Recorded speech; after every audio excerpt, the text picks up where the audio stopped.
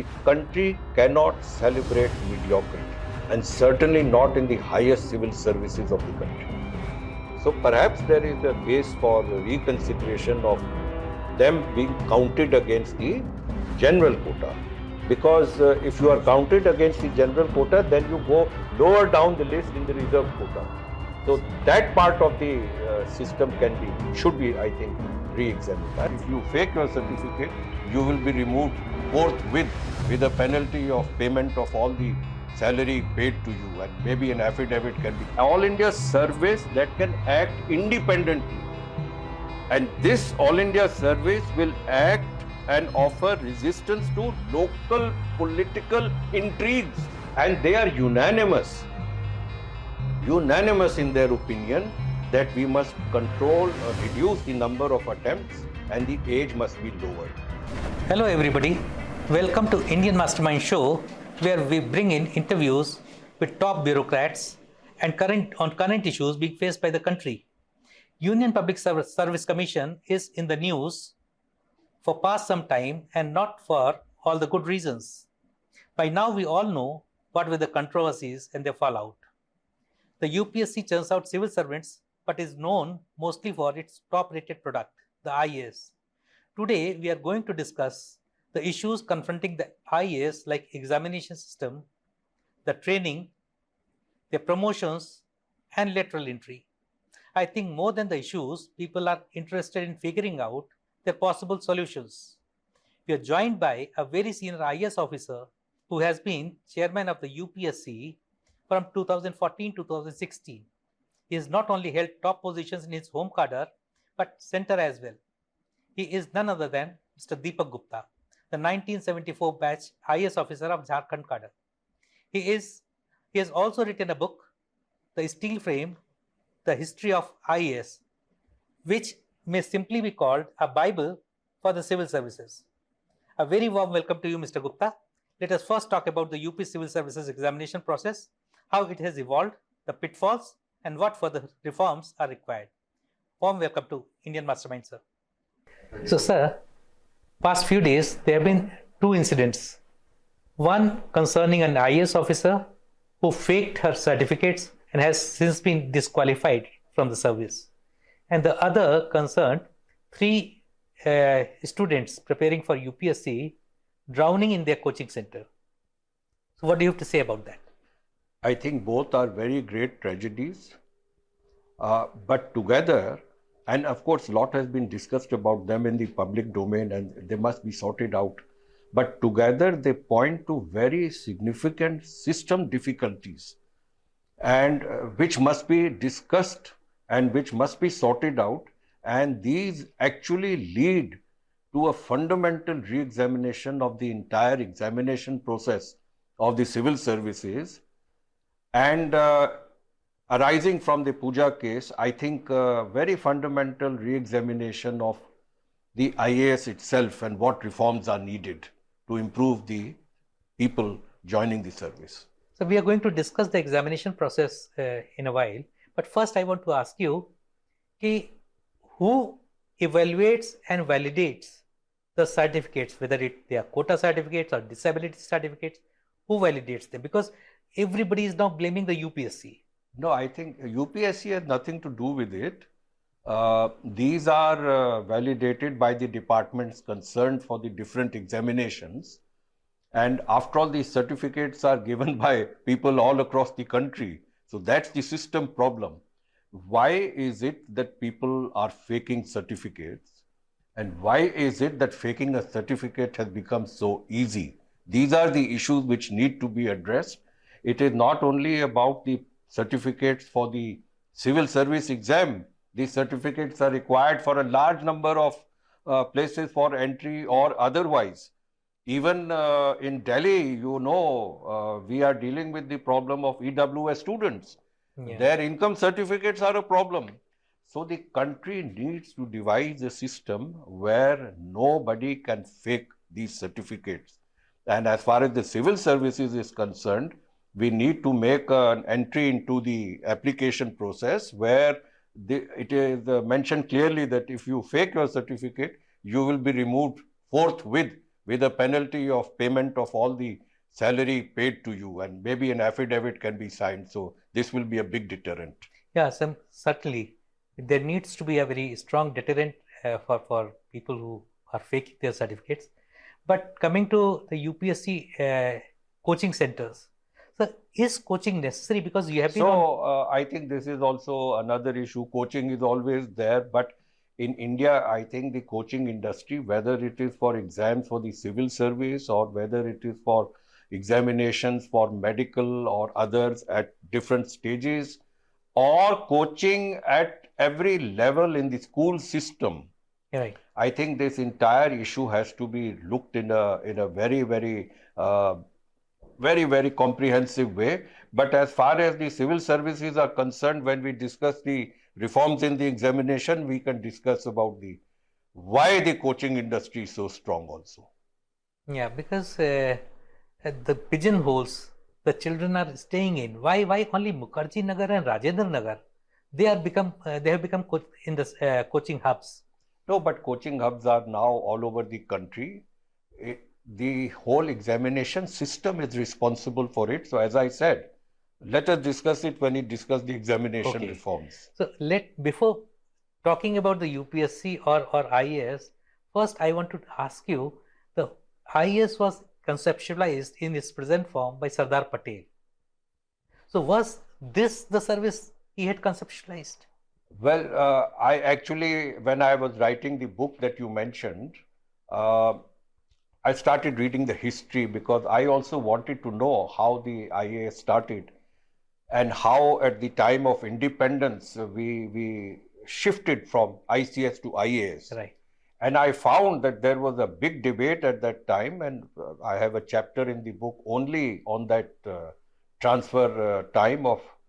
And then I understood and found the important role that Sardar Patel played. Right. Virtually, you can say that this is the All India services, particularly the IAS, I think it is his brainchild. Yeah. And he fought for it. And I think every IAS officer and other people, even politicians, they must need to study the letters he wrote, the speeches he made, the reasons he gave for the service. And if you want, I can just mention, I would like to mention sure. a few of them. They are all in the book, but I would have to read out from different pages, but maybe I will just mention. You see, when at the time of independence, the leaders in the states, they wanted state civil services. And they put up a very strong demand in a meeting with Sardar Patel. Yeah. And that became he became very angry, in fact, in that meeting. And his speech to that meeting is and he basically was saying that in the chaotic situation of that time, he had witnessed almost a division of India and riots and all those kind of things. And he found how these services played a role of keeping the country and the administration together. And so he said very clearly that we will not have a united India if we do not have a good All India service. And he added, All India service that can act independently. And this All India service will act and offer resistance to local political intrigues. Right. And because he was very worried about future politicization. Just the experience of a few years had told him what the politics is going to be. And as you are witness, these days everything is obsessed with politics and politicians, as if we have no time for anything else. And that is a great danger to the country. So he insisted that an efficient and disciplined service which has the independence, and I'm repeating it, independence to speak its mind, is a sine qua non of sound administration. And I think you should note, very significantly he added, under a democratic regime even more than an authoritarian one. So he was looking at the role of the IAS in democratic India as against its role, the role of the ICS in colonial India. Yeah. So this was the warning he gave. And what is he saying? He's saying these services will act as a protective ring around the Constitution. So look at the role he has given to the service. And every IAS officer must recognize that this is his role. Right. And if he knows that this is his role, then he will act in a manner where he will serve only the Constitution of India, he will serve only the people of India, and he will only work in the national interest. So I think that is crucial, and all these ideas come from Sardar Patel. He also said, for example, that if the role of the secretary to the government is to dissent with me, he must tell me his views. And if he does not, I will immediately remove him and get another secretary. So, these are the basic fundamental principles. And he conceived of the All India service as a part of the federal structure. Right. You people who are in the field, looking at the people, looking at field conditions, will have the experience of the field. And they will come to the center and work for the country when they will have a national vision. And you combine the two. So the vigor will go from the center to the states, and the reality will come from the ground to the center. And this is the role of the All India services. So we must remember all this because we are forgetting about it. And today All India service has really become a state service. Right. That is the tragedy, which I will try to explain to you when we discuss reforms in the service. Right. So, sir, since you have been UPSC chairman also, do you think there are reforms needed in the examination system as per se? Absolutely. And time is running out. You see, so many committees have gone from time to time to examine the examination system, and these committees have done a lot of consultative work. So the views that they express are the views of the country, Right. except the political class. Right. And they are unanimous in their opinion that we must control or reduce the number of attempts and the age must be lowered. It is ridiculous, the amount of attempts we give and we allow the people to sit at different ages. And I think the youth who come out, are graduating out, need to themselves start a movement to prevent this from happening, because it is their chances that are going away. But to the services, it is having a very bad impact. So in your and my time, there used to be only 3 attempts allowed to a candidate. 3 attempts and 26 years of age. Yes. So how it has gone up to say 37 years? This is because students have been asking and the politicians have been agreeing to give more and more. I cannot understand why, as a vote catching device or populism. There is no explanation for this. But how is it impacting? Because it is impacting because you are seeing Pooja Khedkar sitting 12 times. Do you expect a person who is sat for 5 times to be a good person for the service? I mean, all the time they are just preparing for the exams. What is your mental condition, your attitude, etc.? Because these things are important.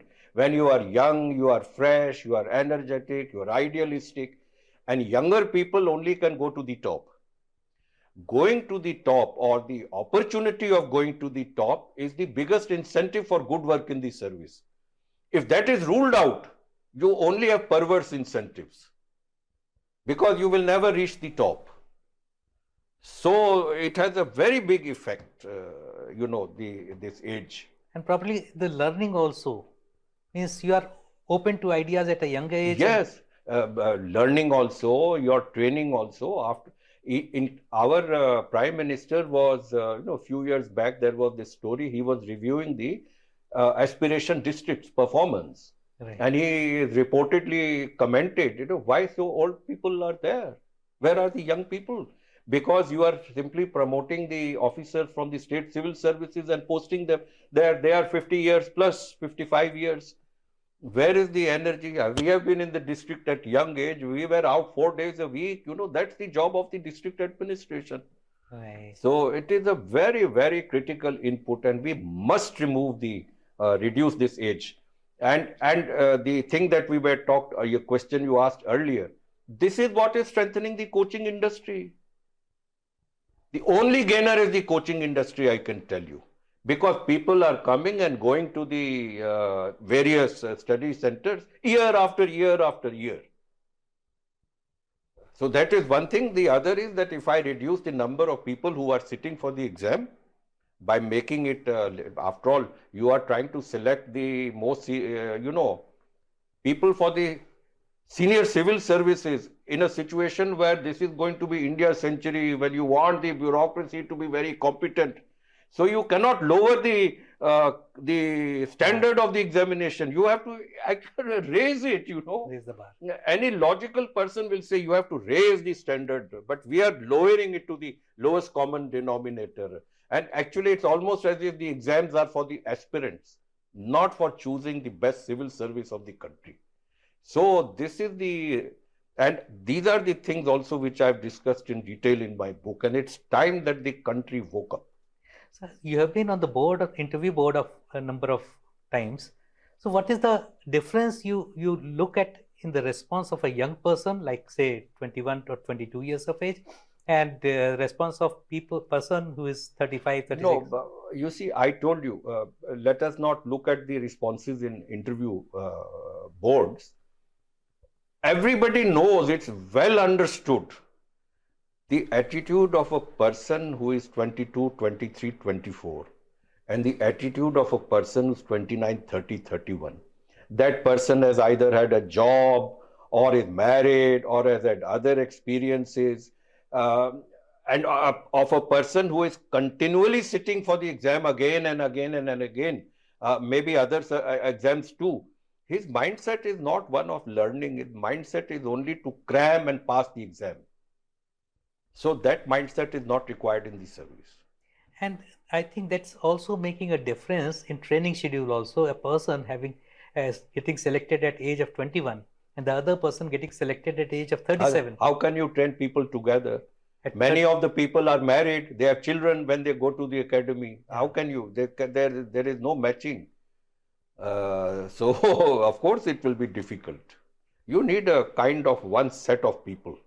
And we need young, enthusiastic, energetic, idealistic people. Do you think, sir, there should be one exam for all the 24 services as it is happening now? Or there should be different this is also never discussed. But I have discussed this issue in my book. And I have explained the reasons why one common examination for all services is not required. Forest Service has a different examination. Right. In the old days, ICS and IP were different examinations. The attitude you require, mindset you require is different for different services. Why should we have account services in the same examination? Right. Why should we have trade service? Why should we have Delhi government services? We should not. And I think the time has come for the IAS to be a separate. Foreign service examination should also be separate in my view. And if the IAS exam is separate, you will control the number of people who come for the service and who come for the interview. And then I can have a much longer interview rather than just 30 minutes or 40 minutes.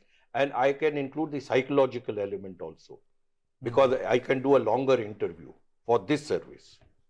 So now there are number of students appearing for UPSC Civil Services Examination is growing at very fast pace. Means 15, 16 people are applying.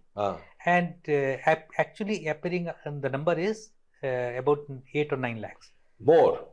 It's about 10, 11 lakhs. Yeah. And but the number of applications, yes. They are 16 lakhs. Yes. So one of the reasons is you are allowing number of attempts. So as people come to this age, they can continue to apply again and again. So if you have only 3 attempts, automatically this will substantially decline. Then there are 50% people who actually don't sit. Exactly. Who apply and they don't sit. So we must find a way. Maybe if you don't sit, it's counted as an attempt. If you just filled up the exam, it will count. Yes, so you have to find ways to prevent this from happening, because it creates a strain on the examination process itself also. So we have to find a way to reduce this number. Because the UPSC also has to make provisions for preparing their admit cards. So if I have a separate exam for the IAS, I will automatically reduce the number of people who sit for the IAS exam. So there's another controversy about CSAT. Why is CSAT Now, I don't want to compulsory? go into it. Yeah. I don't want to go into it. I am basically, I try to say that you are trying to reduce the standards of the examination. Yeah. So this controversy arises from that. Yeah. The country should be looking at higher standards to get more meritorious students without impacting the reservation issue. By removing CSAT, etc., you are reducing the merit component, because the what is this? It is comprehension questions, it is Yeah. logical questions. Now, don't you want an IAS officer to do well in that? And that's also giving an advantage to people with engineering science background who have analytical mind. Well, that's a larger question. What has actually happened is that most students are now going for professional degrees rather than taking pure humanities. Right. So the greater number of people are actually going towards that side. So it is only natural that a greater number of such people will sit for these exams and get qualified. So it's not necessarily a result of the prelims, Right. because this is not so in the main subjects of the examination. Yeah. Yeah. And if you consider the number of quotas right now, means if besides the caste quotas, now there is EWS, physically handicapped, so many quotas. So if you, and number of these candidates also qualify in main category, means general category. So the number of total candidates who are selected from these reserved categories comes to say around 60-65%. I think the quotas need to be there. It's I cannot comment upon it because this is a social kind of obligation. But the second issue that you have raised, because as standards of students of these communities rise, and they should, and that is the attempt we should make, naturally they will also qualify in the general quota. So perhaps there is a case for reconsideration of them being counted against the general quota, because if you are counted against the general quota, then you go lower down the list in the reserve quota. So yes, that part of the system should be, I think, re-examined. I've mentioned this in my book also. Yeah. So what is the one advice you will give students who are right now cramming up for UPSC Civil Services Examination? Is there a way to get through the examination without cramming up? No, you see, once again, we are looking at the question the wrong way. Right. If you are sitting again and again and again, you are cramming up. If you are not, if you will have only 2 or 3 chances, then you won't be cramming up. Right. And so once the first problem is resolved, this will automatically go away, and the question papers will be such that cramming will not help you. So the basic issue we have figured out is the number of attempts and the age. So yes, if both are limited, yes, and different examination for different services. Yes.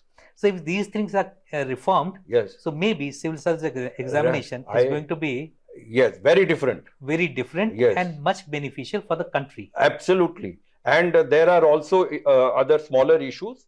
But the first thing is, the country cannot celebrate mediocrity. And certainly not in the highest civil services of the country. True. Otherwise, there won't be India century. Right. So, because it is now well understood in the world that the natural resources are not your only strength. Your real strength is human resources and the quality of governance. Right.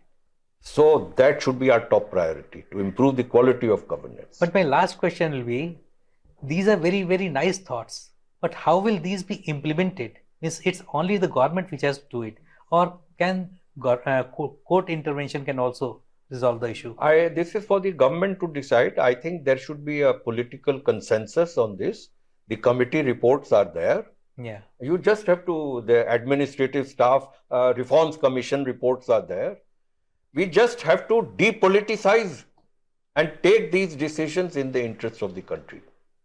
Your book rather makes a case for third Administrative Reforms Commission. It is actually a kind of report of what I have tried to focus is on doable reforms. right, So I have reduced the burden of change, right. but it will have good results if it is implemented. Very nice. So thanks a lot, sir, for taking out time for us, and maybe we'll continue this discussion in the second episode also. So thank you so much, sir. That brings us to the end of the first episode of this all-encompassing interview. It was very nice talking to you, sir. Hope everyone now has a very clear idea of the examination process of the UPSC Civil Services Examination and the reforms which are needed to be introduced. We'll continue the discussion with Mr. Gupta. In the second edition, we'll talk to him about the training process the IAS officer trainees go through, and whether there is scope for improvement there also. Thank you for watching Indian Masterminds. Stay curious, stay informed, and stay tuned.